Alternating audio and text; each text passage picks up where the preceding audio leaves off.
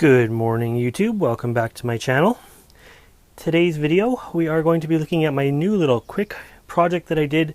I made myself a Sarracenia house, a temperate carnivorous plant house here out in on my patio.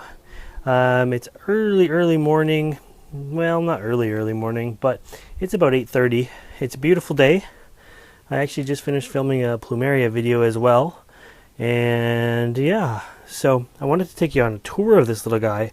This is a greenhouse I've had in my garage now for about 2 years. Never did use it. I just picked it up. It was like half price. It was like $35. And I thought, well, you know, at the very least it has, I think it's got 12 shelves in it. So it's got shelf space.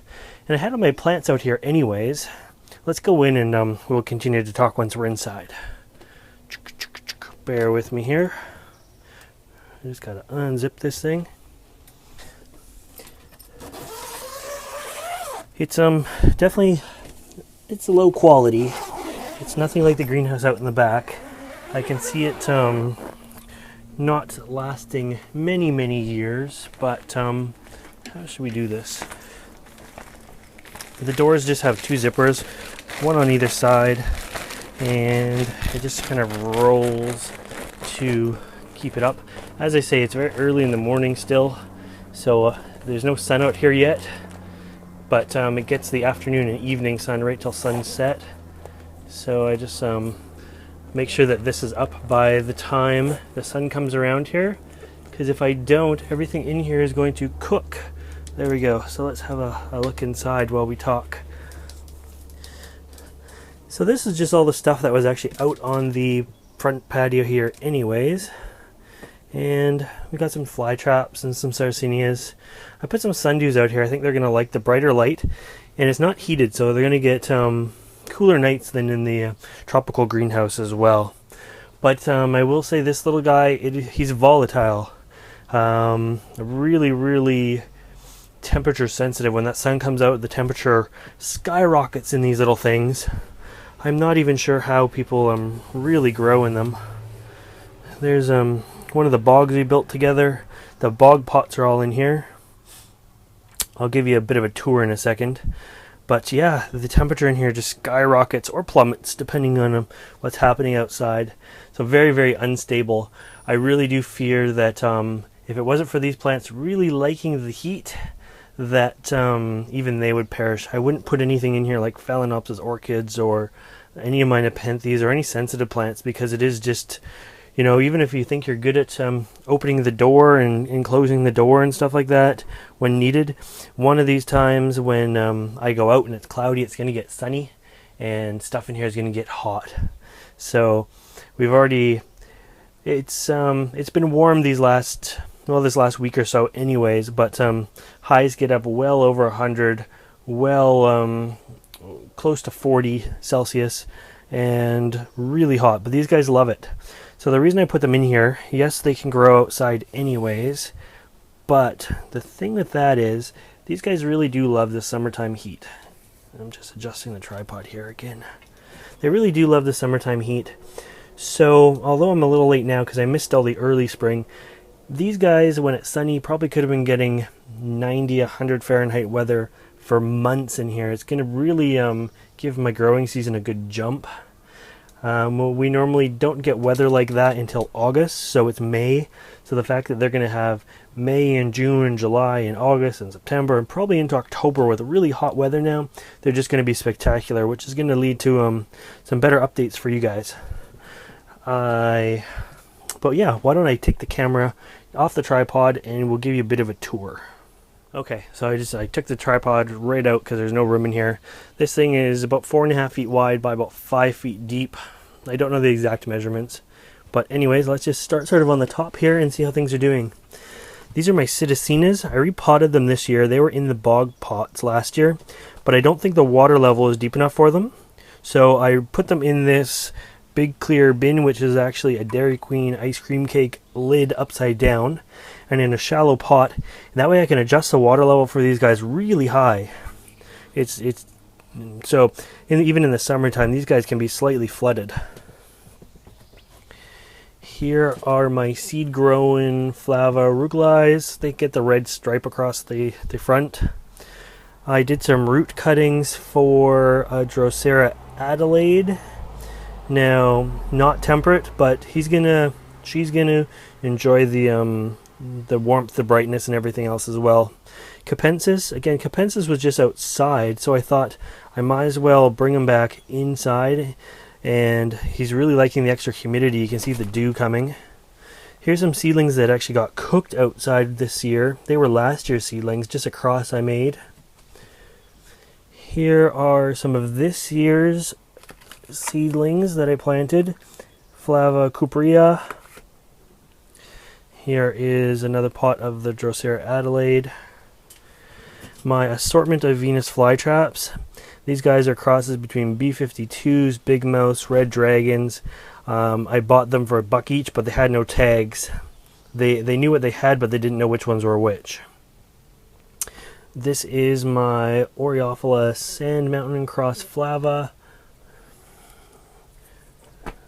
Cuprea. Sorry, Flava Cuprea Cross Sand Mountain. Nice flowers on it right now. This guy gets massive. The pictures on this thing can swallow a golf ball. They're just huge. Love it. It's a great plant. Really love it. What's this guy here? Just repotted him as well. I think he's an Oblanceata, but I could be wrong. No, he's not. He's just Drosera aafins. That's what he is. Alright, the bog pots. They've been just sitting out on the patio all spring. And so they've only really started receiving the hot heat since I moved them into here. Because they were actually sitting in this exact location before. So they're starting to come back. This is an assortment that I got last year of some complex hybrids. A lot of them flower spikes are starting. I guarantee that if they had been growing in this greenhouse all season, the flowers would be open or done by now and we'd have pictures, but we don't. There's a big mouth flytrap. I almost lost him 2 winters ago. That's why he ended up in this big pot, because he was in a little 4-inch pot and almost froze to death outside. Yeah, what else is in here that is neat? There's a little Sundew rotundifolia, I believe he is. This bog doesn't have quite the age on him that the 2 others do. This one was just made last year, and these other 2 were made 2 years ago now. So I'll really be able to see the difference here. Things are just starting to really get going. I see my Oreophylla Sand Mountain is out in bloom, so that's kind of cool. A few other spikes coming from, I think that's a Jonesii down there. My son has played mix-up with all my tags in these pots. He loves playing with them. Purpurea flower spike back there. These are Leucophila. I don't see any real spikes on them this year. That's strange. I've had them for years. These are my typical Venus flytraps. They're sending up flower spikes, but I'm probably just going to cut them off. Really thick flower spikes, but I don't really want any seeds from them. And they just take the energy away from the other plant. A few other little sundews and stuff, they're just all starting to come back. They really are. This would have been a totally different update if they'd been in this greenhouse for a little bit longer. There are some nice Judith Hindle flowers. Beautiful. I like the red, the multicolor on them. Here is a good look at my Purpurea. I don't know what variation this is. If you guys know what variation that is, let me know in the comments. Another Venus flytrap flower spike. Some more rotundifolia. I guess the intermedia is in that other one that we just looked at, the sundews, but I didn't see any intermedia yet. Another rotundifolia. Looks like he's caught something. It might be just he's caught some peat moss. I don't know. See the flower spike coming up right here. But yeah, these bog pots they're doing quite well.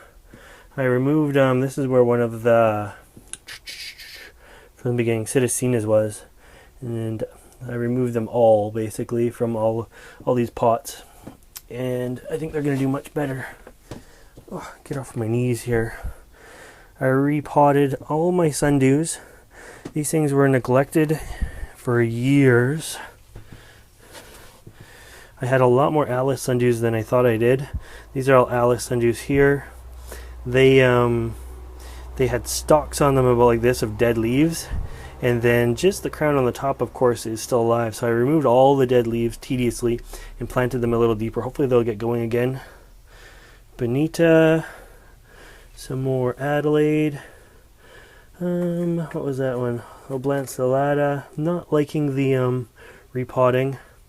My little pygmy sundews there in the front, and I forget what those other ones are in the back there. But yeah, so there's my sundews. They're looking better today. I just repotted them like 3 days ago. These ones I didn't repot. I took some root cuttings, and then the main stalk I just planted back in the ground. I find for me, sundews start to look ugly because they keep growing for years and they get this like dead portion down here. They're just a little bit live at the top. So this is the year for the Adelaides. They are going to get leaf pullings, root cuttings, new seeds. I'm going to get rid of the old uglies and replace them with fresh growth, hopefully. Yeah, the only thing we have in here for electrical is a fan. Keep things moving. My wife put some herbs in here, some dill, some onions, and some basil. And yeah, I have a little remote thermometer there, so I can tell what the temperature is in here in the house. I took a min-max from the greenhouse. Not exactly accurate because it's been in the sun, but it says it's been to about 111 in here. And yeah, so I think it's going to do good for these guys. It's also going to be a good place to store these temperate carnivorous plants for the winter time. The sundews like the nepenthes are going to have to come back in, but they might as well enjoy the brighter lights in the cold evenings or cooler evenings instead of being in the heated greenhouse. What else?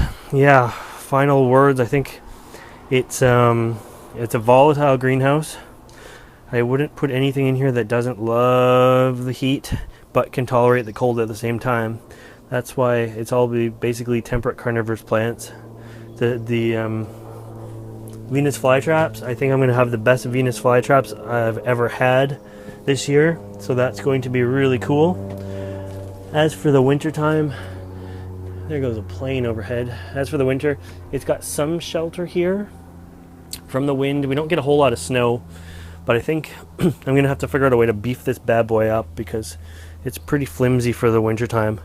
I might add some extra structural poles or something like that to hold it up.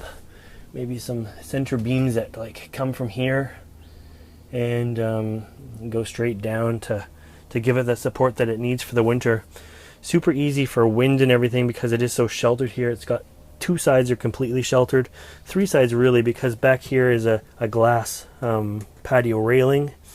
And I think what I'm going to do is probably end up taking this and like tying it or attaching it to the railing and down on the floor to where the railings actually attach to the floor. I can work with that as well and just kind of get it bolted down properly for the winter time. And so then I really just have to worry about the front getting hit by wind, because the wind does come from that direction over there and it will come straight into it. So, but at least we don't get too cold. I think it'll be good though. I can put like all kinds of stuff in there that normally would winter outside and I got to worry about the rain. So yeah, anyways, I've rambled long enough. There is a temperate carnivorous plant update in its new greenhouse. I hope you enjoyed this video. And if you want to see these guys progress, which I think they're going to do awesome, make sure you subscribe to my channel. As always, thanks for watching.